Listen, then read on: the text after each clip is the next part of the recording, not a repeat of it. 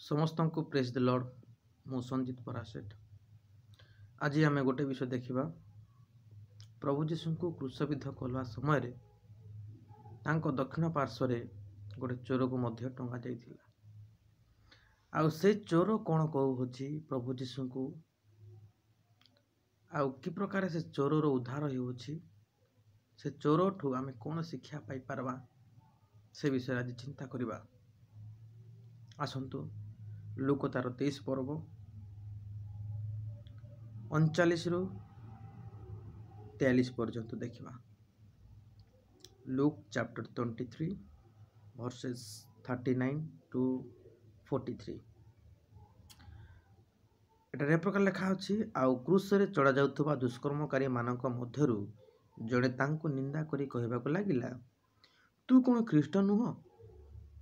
ତୁ କ'ଣ ଖ୍ରୀଷ୍ଟ ନୋହୁ? ନିଜକୁ ଓ ଆମକୁ ରକ୍ଷା କର। ଏ ପଦ ଟିକେ ମୁଁ ବ୍ୟାଖ୍ୟା କରିବା ପାଇଁ ଚାହିଁବି। ଏଠାରେ ଦୁଇଟା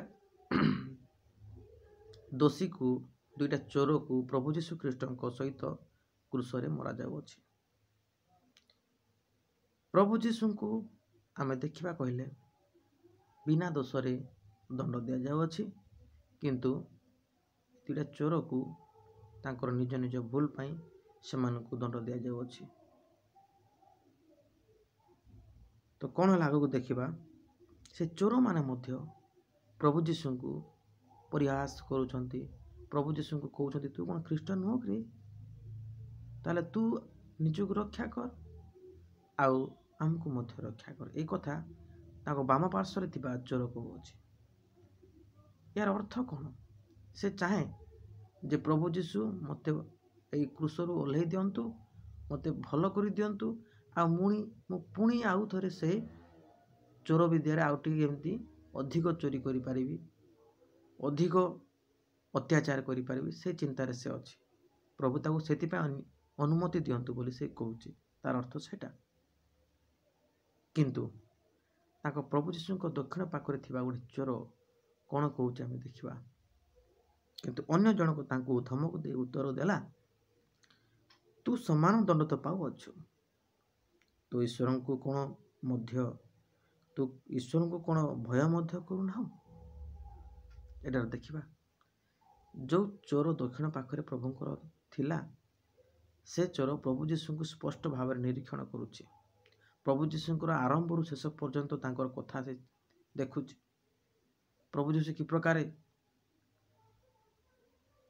ପ୍ରଥମେ କହିଲେ କେମିତି ତାଙ୍କୁ ମାରୁଥିବା ଲୋକମାନଙ୍କ ପାଇଁ ପ୍ରଭୁ ପରମେଶ୍ୱରଙ୍କ ନିକଟରେ କେମିତି ନିବେଦନ କରୁଛନ୍ତି, ଆଉ କହୁଛନ୍ତି, ପ୍ରଭୁ ଏମାନଙ୍କୁ କ୍ଷମା କର, ଏମାନେ କ'ଣ କରୁଛନ୍ତି ତାହା ଜାଣନ୍ତି ନାହିଁ।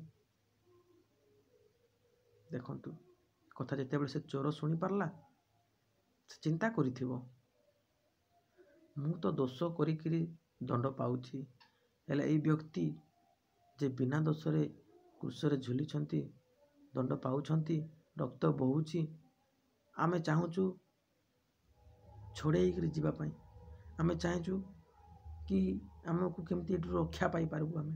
କିନ୍ତୁ ଏଇ ବ୍ୟକ୍ତି ଯେଉଁମାନେ ତାଙ୍କୁ ପିଟୁଛନ୍ତି, ଯେଉଁମାନେ ତାଙ୍କୁ ମାରୁଛନ୍ତି, ଯେଉଁମାନେ ତାଙ୍କୁ ରକ୍ତାକ୍ତ କରୁଛନ୍ତି, ସେମାନଙ୍କ ପାଇଁ ଈଶ୍ୱରଙ୍କୁ ନିବେଦନ କରୁଛନ୍ତି କି ଈଶ୍ୱର ସେମାନଙ୍କୁ କ୍ଷମା କରନ୍ତୁ। କି ପ୍ରକାର ବ୍ୟକ୍ତି! ଯେଉଁ ବ୍ୟକ୍ତି କୌଣସି ଦୋଷ କରିନାହାନ୍ତି, ସେଇ ବ୍ୟକ୍ତିଙ୍କୁ ପୁଣି ଦଣ୍ଡ ଦିଆଯାଉଛି, କିନ୍ତୁ ସେଇ ବ୍ୟକ୍ତି ପୁଣି କହୁଛନ୍ତି ଯେଉଁମାନେ ତାଙ୍କୁ ମାରୁଛନ୍ତି, ଯେଉଁମାନେ ତାଙ୍କୁ ପିଟୁଛନ୍ତି, ସେମାନଙ୍କୁ କ୍ଷମା କର ବୋଲି। ଏଇ ଯେଉଁ କଥା, ପଦେ କଥା ଚୋରର କାନରେ ପଡ଼ିଲା, ଦକ୍ଷିଣ ପାଖରେ ଥିବା ଚୋରର କାନରେ ପଡ଼ିଛି, ତା ହୃଦୟ ତରଳି ଯାଇଛି ଏ କଥା ଶୁଣି। ଆଉ ସେ ଜାଣିପାରିଛି, ତେଣୁକରି ସେ ବାମ ପାର୍ଶ୍ୱରେ ଥିବା ସେ ଚୋରକୁ ଧମକ ଦେଇକି କହୁଛି, ତୁ କ'ଣ ଈଶ୍ୱରଙ୍କୁ ମଧ୍ୟ ଭୟ କରୁନୁ କି? ଯେ ଏ ଜଣେ ନିର୍ଦ୍ଦୋଷରେ ଯେଉଁ ଦଣ୍ଡ ଭୋଗୁଛି, ସେ ଲୋକକୁ ତୁ କହୁଛୁ ଏ ପ୍ରକାର କଥା। ତାପରେ କ'ଣ କହୁଛନ୍ତି ଦେଖନ୍ତୁ, ଆଉ ଆମେମାନେ ସିନା ନ୍ୟାୟ ଭାବରେ ଦଣ୍ଡ ଭୋଗୁଅଛୁ, କାରଣ ଆମେମାନେ ନିଜ ନିଜ କର୍ମର ସମୁଚିତ ଫଳ ପାଉଅଛୁ, କିନ୍ତୁ ଏହି ବ୍ୟକ୍ତି କୌଣସି ଦୋଷ କରିନାହାନ୍ତି।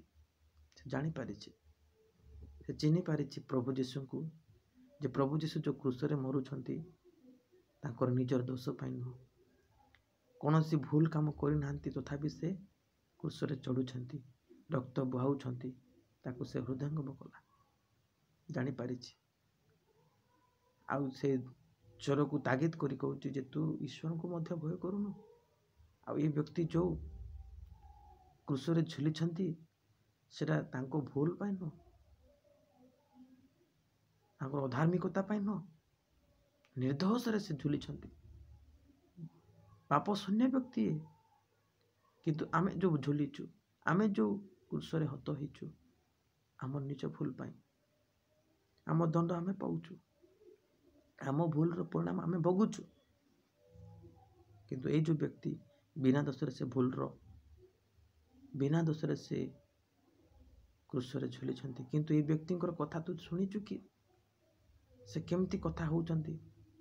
ଆମେ ସିନା ଛାଟି ପିଟି ହେଉଛୁ ବଞ୍ଚିବା ପାଇଁ।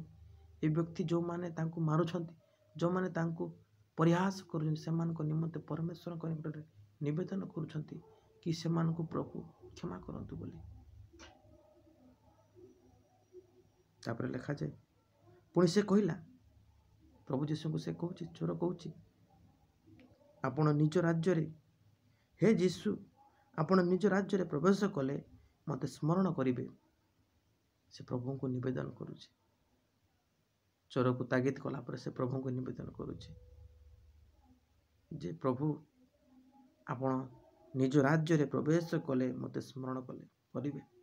ଦେଖନ୍ତୁ, ଚୋର ୟା ଭିତରେ ଅନେକ କଥା ଜାଣିଯାଇଛି, ଅନେକ କଥା ହୃଦୟ ଭିତରେ ସେ ଜାଣିପାରିଛି।